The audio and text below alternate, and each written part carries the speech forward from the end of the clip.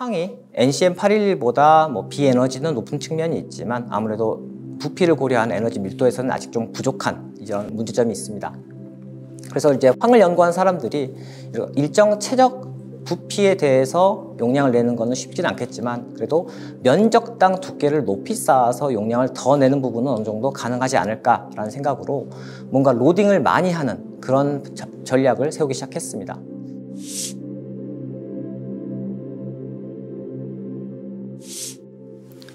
안녕하십니까. 유니스트 에너지화학공학과에 재직 중인 이현욱입니다.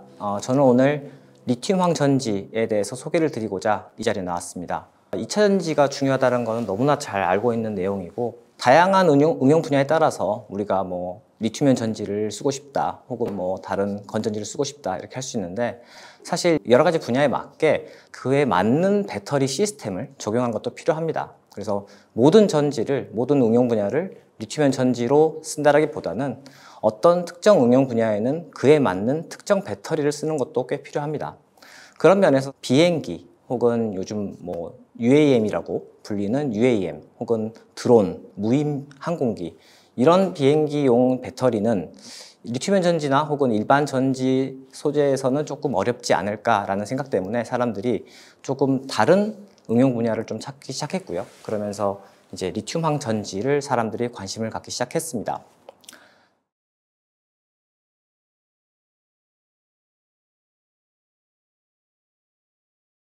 항공기 소재에 대해서 보면 일반적으로 철을 쓴다라는 건 좀 쉽지 않습니다. 왜냐하면 이제 비행기가 날기 위해서는 최대한 가벼워야 되고 굉장히 강도는 단단해야 되는 그런 특징들이 있습니다. 이 두 가지 특징을 만족하기 위해서 가벼우면서도 단단한 소재가 뭐가 있을까 하다가 개발한 게 두랄루민 혹은 초두랄루민으로 불리는 그런 소재가 있습니다. 이 소재는 이제 기본적으로 합금인데요.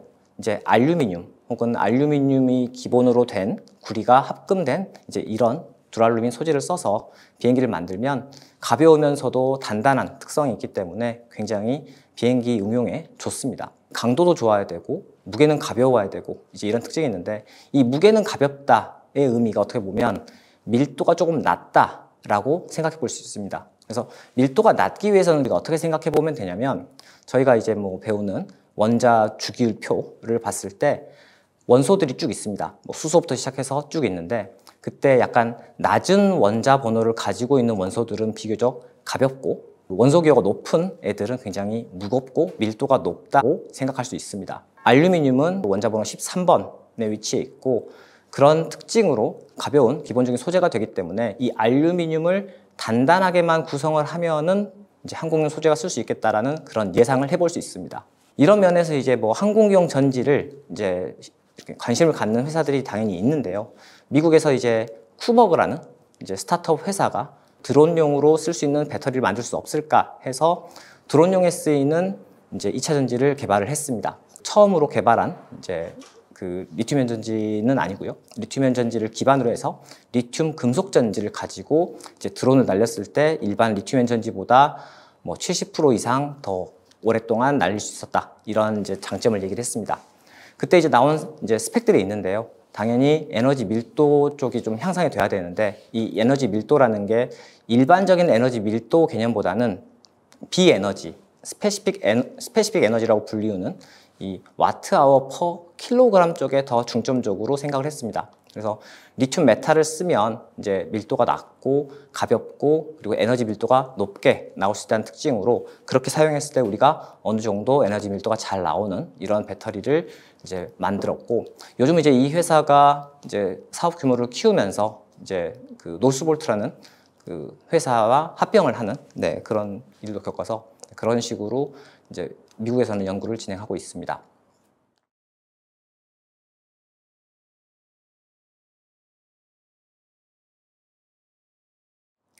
그래서 이제 리튬황 전지에 대해서 간단하게 설명을 드리면 리튬황 전지는 기본적으로 양극을 황을 쓰고 있고요. 그리고 음극은 리튬을 사용하게 됩니다.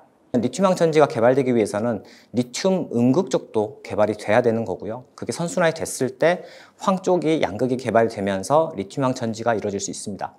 이제 그렇게 되면 음극 쪽에는 리튬 메탈, 이것도 원자 번호가 3번인 굉장히 가벼운 물질이 되고요. 황 같은 경우도 16번으로 비교적 가벼운 물질입니다. 그리고 이제 황전극을 구성을 할 때 주로 많은 사람들이 연구할 때 이제 탄소, 카본 계열의 물질을 섞어주거나 뭔가 분산을 시켜주거나 이런 역할을 하기 때문에 또 많은 양의 재료가 들어가는 부분이 이 탄소 6번인 카본이 있습니다. 그러다 보니까 3번, 16번, 6번으로 구성된 물질들이 주로 구성이 되다 보니까 그래서 아무래도 일반적인 전지보다 훨씬 더 가벼울 수 있다라는 장점이 있고요. 그리고 또 하나 굉장히 중요한 부분이 이 리튬황 전지에서 이 황이라는 양극이 사실 이론적으로 높은 에너지 밀도를 가지고 있습니다. 그래서 이제 에너지 밀도를 사람들이 계산을 해봤을 때 그람당 1672mAh라는 굉장히 큰 용량을 가지고 있습니다. 이 용량은 어떻게 보면 저희가 현재 많이 연구하고 있는 NCM811 하이니켈계 양극 물질이 대략 한 200 초반대의 용량인 걸 생각해 보면 굉장히 크죠. 또 하나의 장점이 이 황이라는 물질이 굉장히 값이 쌉니다. 톤당 $30라고 얘기를 하긴 하는데 굉장히 싸고요. 어떤 데서는 이걸 약간 거의 웨이스트, 약간 쓰레기처럼 생각할 정도로 이 황을 처치하기 곤란할 정도의 양이 많다라는 얘기가 있습니다. 황 가격이 왜 이렇게 싼지를 생각해 보면 원유를 정제하는 과정이 있습니다. 이렇게 원유를 정제해서 석유를 만들어내는 정제가 있는데 이 부산물로 황이 생깁니다. 고순도의 황들이 굉장히 버려질 정도 굉장히 많기 때문에 원유를 제조하고 남은 황들을 처리하기 위해서 굉장히 싼 값에 넘기기 때문에 현재 이 황에 대한 가격은 굉장히 저렴하다라고 할 수 있습니다.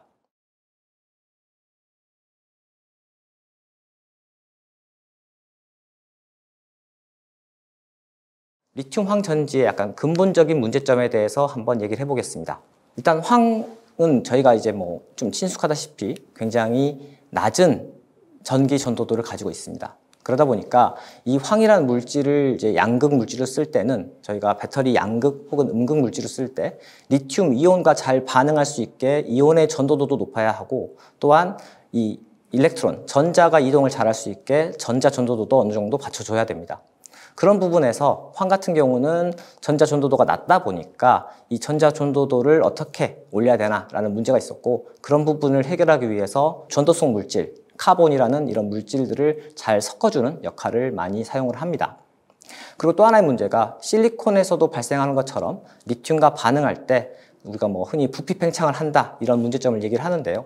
황 같은 경우도 리튬과 반응할 때 팽창하는 이슈가 있습니다. 그래서 이제 이런 부분을 해결하기 위해서는 뭔가 리튬이 반응을 좀 할 수 있게 뭔가 약간 빈 공간을 좀 만들어주는 여유 공간을 제시하는 그런 전략을 또 사용하고 있습니다. 리튬황 전지의 가장 특징적이면서도 가장 중요한 문제점 중에 하나는 이 폴리설파이드가 용출된다라는 현상이 있습니다. 그래서 이 폴리설파이드가 용출이 돼서 이 용해된 폴리설파이드가 전해액을 통해서 분리막을 뚫고 그 다음에 이제 음극적으로 이동을 하는 현상이 발생하는데 그런 것들을 어떻게 막아야 되나라는 고민들을 사람들이 많이 하게 되었고요. 최근 한 10몇 년, 20몇 년 동안 주로 사람들이 연구해온 리튬황 전지의 가장 대부분의 문제 해결은 이 폴리설파이드 용출을 어떻게 막을까 혹은 이 녹아난 폴리설파이드를 어떻게 잘 잡을까의 문제가 있었습니다. 그래서 뭔가 물리적인 흡착을 통해서 잡거나 혹은 화학적인 흡착을 통해서 잡으려는 그런 연구들이 있었습니다. 이 폴리설파이드가 생겨나는 이런 현상을 조금 더 자세히 한번 보겠습니다. 우리가 기본적으로 황 하면은 원소 기호는 S로 표현을 하죠. 근데 실질적으로 황이 이렇게 존재할 때는 황 8개 원자가 이렇게 공유결합을 하면서 있습니다. 그래서 뭔가 이렇게 왕관 같은 모양으로 구성되어 있고요. 이때 리튬과 반응하면 리튬 이온이 들어올 때 이 황이 가지고 있는 공유 결합을 깹니다. 깨면서 리튬이 한쪽 끝에 붙고 다른 쪽에 붙어있는 황과 또 리튬이 반응해서 이렇게 리튬이 양쪽에 하나씩 붙고 황 8개가 이렇게 퍼지는 형태로 해서 이렇게 긴 체인 스타일로 이렇게 형성을 합니다. 그래서 이런 물질을 저희가 보통 이 리튬 2개의 황이 8개 있는 상태라고 부르고요. 이거를 흔히 폴리설파이드라고 얘기를 합니다. 그리고 여기서 황이 더 리튬과 반응을 하면 리튬 2개의 황 8개인 상태가 황이 4개인 상태와 리튬 2개인 상태로 변하게 됩니다. 그러니까 여기 가운데 결합이 끊어지고 이렇게 2개가 붙는 상태가 되면서 또 하나의 리튬 2개의 황 4개인 폴리설파이드가 형성하게 됩니다. 그리고 여기서 한 번 더 반응을 하게 되면 가운데 결합을 한 번 더 끊어주고 리튬 2개, 황 2개인 상태가 또 이루어지고, 그리고 또 한 번에 리튬과 반응을 하면 리튬 2개에 황 1개인 상태가 이렇게 벌어집니다. 그래서 이런 식으로 반응이 일어날 때 처음에 황이 8개 있는 상태는 어떻게 보면은 이게 극성이 없는 상태라고 할 수 있고요. 이때 플러스 차지를 띤 리튬이 반응을 하면서 리튬이 있으면서 여기가 뭔가 플러스가 있고 플러스 마이너스 이렇게 뭔가 극성을 띤 상태가 되기 때문에 이런 폴리설파이드 상태는 저희가 보통 극성이라는 얘기를 합니다. 마찬가지로 여기 리튬 2개, 황 4개인 상태도 극성이라고 얘기를 하고요. 그리고 여기 리튬 2개와 황 2개인 상태와 리튬 2개, 황 1개인 상태 같은 경우는 약간 극성이 사라진 상태라고 할 수 있습니다. 그래서 이 황과 이 황화 리튬 상태는 극성이 없는 무극성 상태이고, 중간에 폴리설파이드는 극성이 있는 상태라고 할 수 있습니다. 근데 이 극성, 무극성이 도대체 무슨 역할을 하느냐를 생각해 보면, 우리가 보통 전해질을 사용할 때 액체 전해질에 리튬염을 많이 녹여야 됩니다. 그러다 보니까 보통 전해질이 가지고 있는 상태는 극성 용매를 주로 사용하게 되고요. 극성 용매에 무극성 물질이 있을 때는 잘 용해가 되지 않는데, 극성 용매에 극성 물질이 있으면 쉽게 녹습니다. 그러다 보니까 폴리설파이드라는 물질이 이 전해액에 반응을 하면서 리튬과 반응을 할 때 녹는 현상이 발생할 수밖에 없는 거죠. 그래서 이제 이런 것들을 어떻게 해결할까를 사람들이 고민을 합니다. 그래서 전반적으로 초기에 사람들이 연구하는 이제 폴리설파이드 용출을 막는 이제 연구는 가장 간단하게 황을 코팅을 한다. 입자를 아예 이렇게 감싸서 완전히 감싸서 이 황의 용출을 막자라고 보통 연구를 많이 했고요.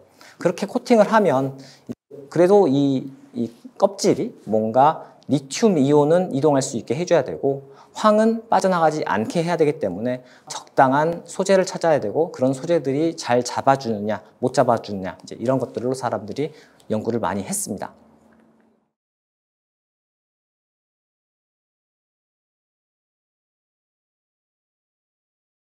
리튬황 전지를 주로 얘기를 할 때 황이 양극 물질이라고 얘기를 했는데, 이 황의 양극 물질과 또 하나의 리튬 전지에 지금 사용하고 있는 양극 물질의 대표적인 NCM811 일반적인 양극 물질과 한번 비교를 해보겠습니다.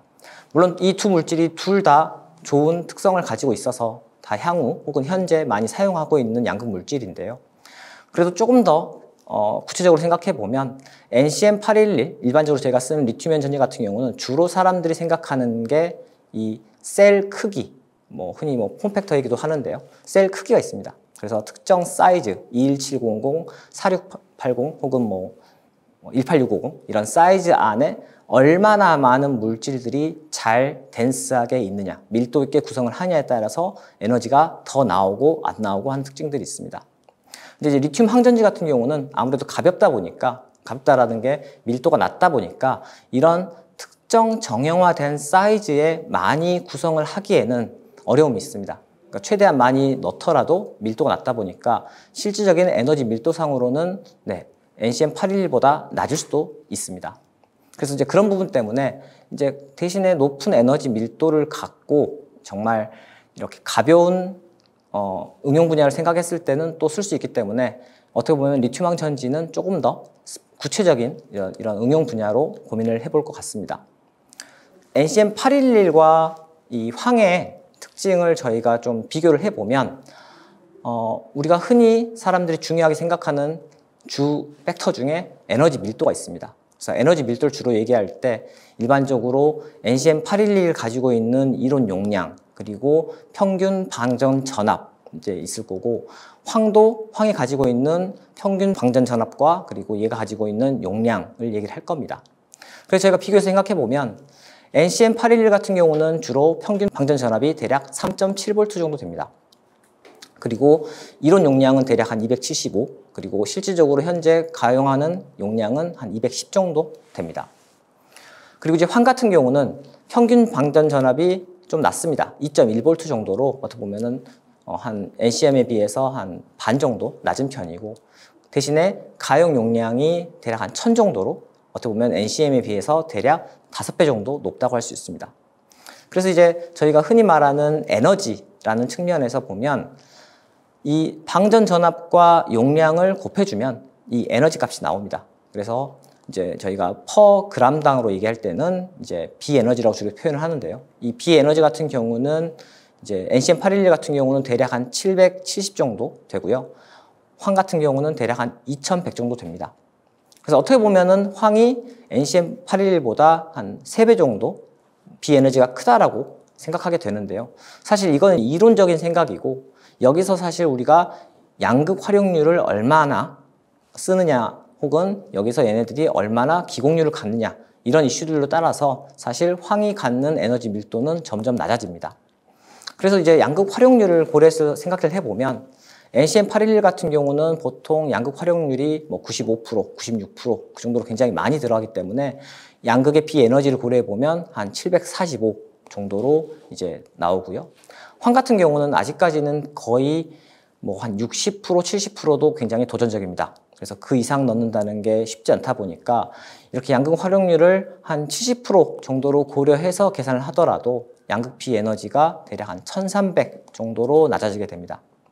그래서 어떻게 보면 비에너지, 이 스페시픽 에너지 수준에서 봤을 때는 NCM811보다 여전히 황이 2배 정도 이렇게 앞서는 이런 장점이 있기 때문에 황이 이렇게 비에너지 면에서는 우리가 에너지 밀도가 높다라는 표현을 많이 합니다.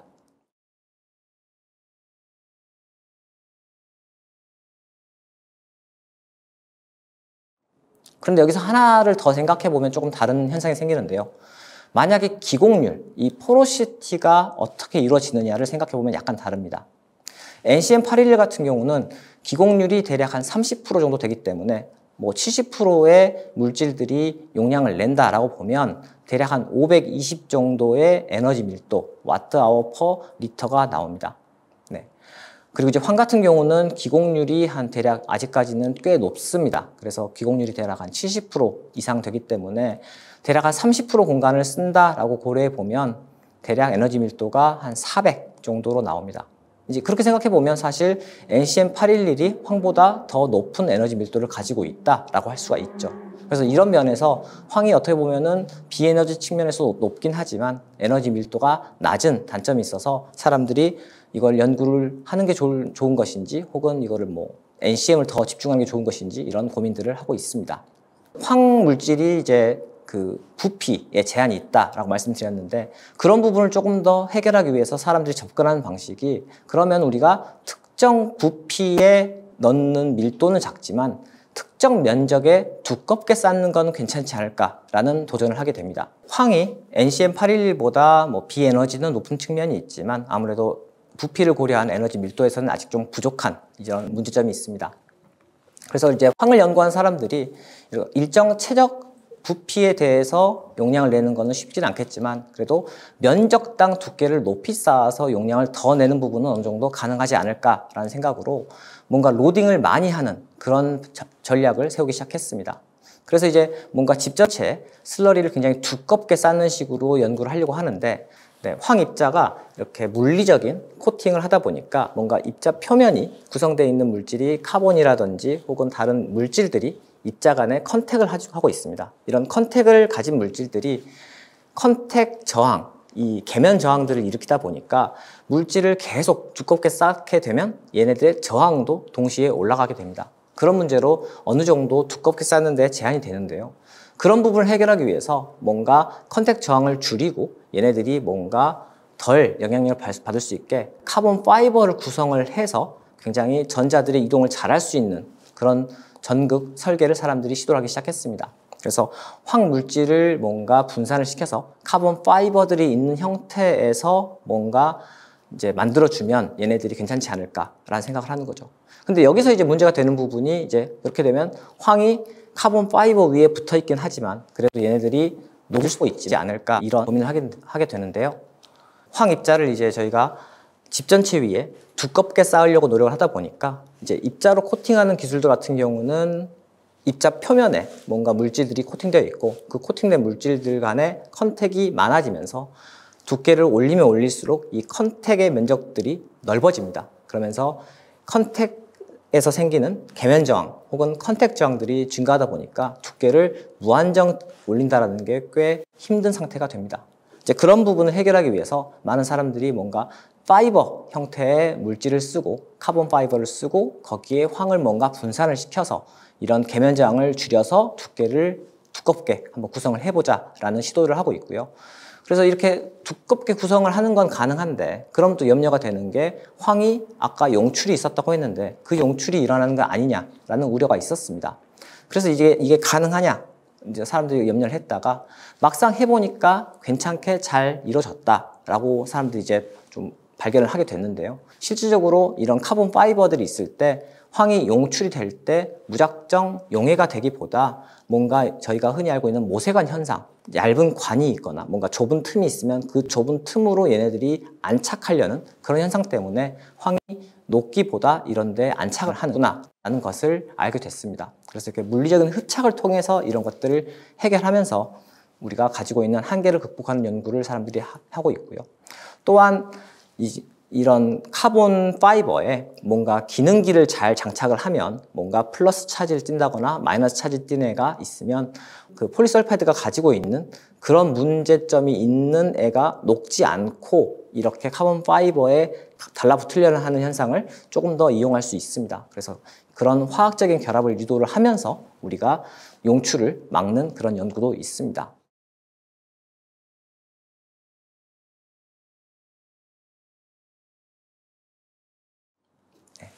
그래서 이제 리튬황 전지의 이런 특징을 설명을 하다가 보면 NCM811에 비해서 여전히 한계도 있고 부족한 점이 많은데 우리가 꼭 황 연구를 많이 해야 될 것인가 이런 고민을 하게 됩니다. 그런데 우리가 장기적으로 생각해 봤을 때는 리튬황 전지도 굉장히 필요하다고 생각을 하는데요. 한 가지 예로 들면 흔히 요즘 얘기하는 탄소 중립을 생각해 볼 수 있습니다. 주로 저희가 NCM811 같은 경우를 합성할 때는 탄산 리튬 혹은 수산화 리튬을 사용해서 양극 물질을 합성을 합니다. 그리고 이제 그 중에 꽤 많은 양을 쓰는 것 중에 하나가 탄산 리튬이 되고요. 탄산 리튬 가격은 정말 최근 10년 동안 굉장히 널뛰기처럼 왔다 갔다 하고 또 많이 오르고 급등하고 그 가격이 너무 비싸져서 전반적인 리튬의 전지 가격 자체가 내리기가 어렵다라는 얘기를 많이 하고 있습니다.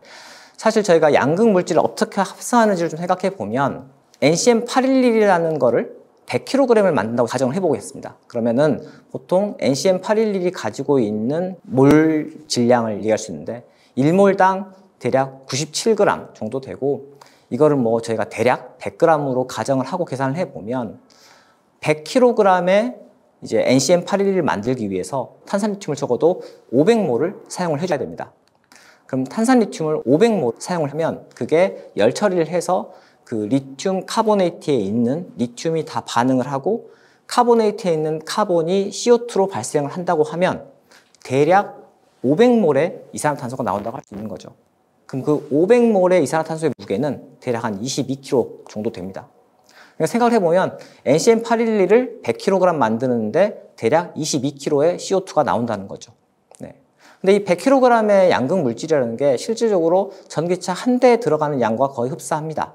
그러다 보니까 전기차 3대 정도를 만들기 위해서는 대략 성인 한 명 무게의 CO2가 배출이 돼야 된다는 거죠.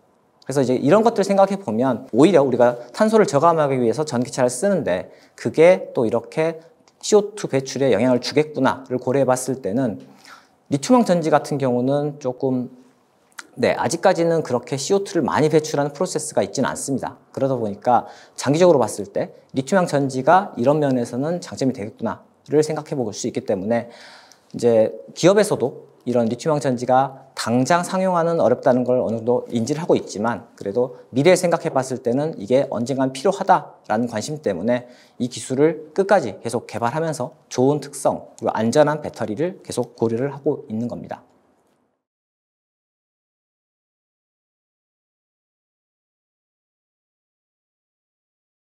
그리고 마지막으로 리튬황 전지의 한계 및 제한점에 대해서 설명을 드리겠습니다. 여태까지는 이제 리튬황 전지의 특징, 장점을 주로 언급을 드렸고요. 이제 단점을 조금 얘기를 해보면 일단 기본적으로 메커니즘 차이가 있습니다.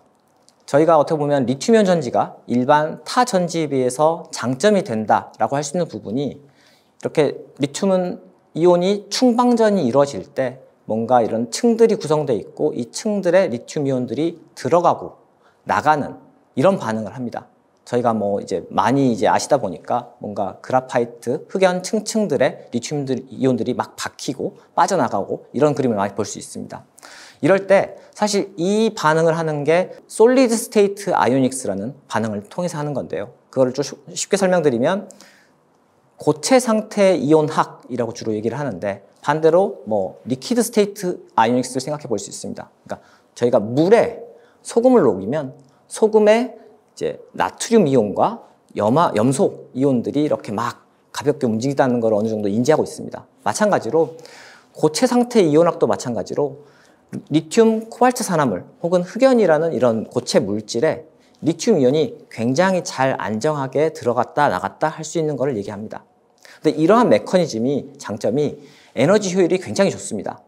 리튬 이온이 들어가고 나갈 때 적은 액티베이션 에너지만 있어도 충분히 들어갈 수 있는 그런 반응을 가지고 있는 거죠. 네.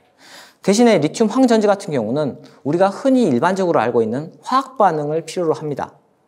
그러니까 리튬이 황과 반응을 했을 때 황의 결합을 끊어주고 또 리튬 이온이 황과 결합을 하고, 그러니까 예를 들면 저희가 물 분자가 수소 원자와 뭐 산소 원자가 있다 이렇게 얘기를 하고 산소 수소가 결합하고 분해하고 할 때 큰 에너지가 필요합니다. 마찬가지로 리튬 황전지도 리튬 이온이 황 이온에 결합을 해야 되고 분해를 해야 되고 이런 액티베이션 에너지를 거치다 보니까 방전할 때 에너지가 충전할 때 에너지보다 유사할 수가 없는 거죠. 그래서 충전이 훨씬 많이 필요하고 방전이 충분히 이루어지지 않기 때문에 에너지 효율이 80%를 넘기가 굉장히 힘듭니다. 네. 그런 도전적인 면 때문에 이런 부분을 어떻게 생각해 볼 수 있을지를 또 고민을 해봐야 됩니다. 그리고 또 하나는 낮은 전압입니다. 앞에서 말씀드린 것처럼 리튬이온 전지는 보통 3.5V 이상 혹은 4V 정도대의 전압을 가지고 있고요. 리튬황 전지는 대략 2V 정도의 전압을 가지고 있습니다. 근데 이제 용량이 크기 때문에 어떻게 보면 에너지 밀도는 더 좋은 거 아니냐 이런 말씀 많이 하시는데요. 그래서 예를 들어서 비교를 해보겠습니다. 예를 들어서 4V짜리 전지가 용량이 한 200Ah 있는 애가 있다고 생각을 하고, 그리고 2V짜리 전지가 400Ah 용량이 있다고 가정을 해보겠습니다. 그럼 사실 에너지 밀도상에서는 얘네들이 전압 곱하기 용량이 에너지가 되기 때문에 둘 다 800으로 똑같습니다. 네, 그래서 어떻게 보면 같은 에너지 밀도라고 얘기를 하는데 실질적으로 구동을 해보면 파워는 다릅니다. 네. 예를 들어서 저희가 흔히 파워를 얘기할 때 와트 아워에서 이제 아워를 제외한 와트가 파워를 가리키게 되는데요. 그러다 보니까 계산할 때도 에너지 혹은 에너지 밀도는 전압 곱하기 용량을 했지만 여기서는 전압 곱하기 전류 값을 하게 됩니다. 그리고 전압 곱하기 전류에서 전류가 저희가 흔히 알다시피 V는 IR 이라는 오음의 법칙을 통해서 보면 전류가 저항분의 전압이 되는 거죠. 그래서 V 곱하기 V 오브 R을 해주면 네, 저항분의 이제 전압 제곱이 되는 거고요. 전압 제곱이 되다 보니까 전압의 역할이 굉장히 파워면에서 중요합니다. 또한 이 아래 저항이란 부분이 이제 어떻게 작용하냐면 실질적으로 높은 영향을 가지고 있는 상태지만 우리가 저항으로 인해서 발생하는 손실을 생각해 보면 전압이 낮은 거에 의해서 발생할 수 있는 손실이 훨씬 더 큽니다. 그러다 보니까 이 똑같은 800Wh라는 용량이 있다 하더라도 저항으로 발생하는 손실을 생각해 봤을 때 2V짜리 배터리는 대략 한 100의 손실을 갖는다면 4V짜리 전지 같은 경우는 대략 50 정도의 손실을 볼 수가 있는 거죠. 그러다 보니까 실질적으로 구동할 수 있는 에너지는 다르게 됩니다.